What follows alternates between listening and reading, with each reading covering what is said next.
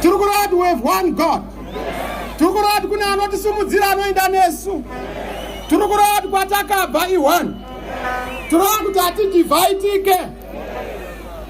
Shanduko muZimbabwe. Ndokwatiri. Tauya nekalacha. Kalacha yelo.